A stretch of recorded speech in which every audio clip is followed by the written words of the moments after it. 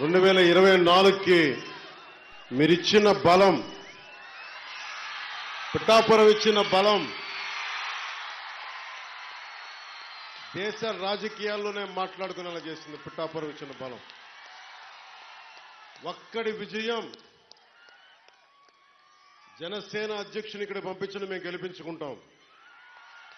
ప్రజలు ఒక్క మాట అంటే మీరొక్కరు, మీ గెలుపు మా పిఠాపురం మాది బాధ్యతని మీరు తీసుకున్నందుకు నేను కూటమి అభ్యర్థుల అందరి విజయానికి నేను కృషి చేశాను. మీరొక్కరు ఒక్క నియోజకవర్గం ఒక నాయకుడు వెన్నంటి ఉంటే ఈ రోజున 164 స్థానాల్ని కైవసం చేసుకుని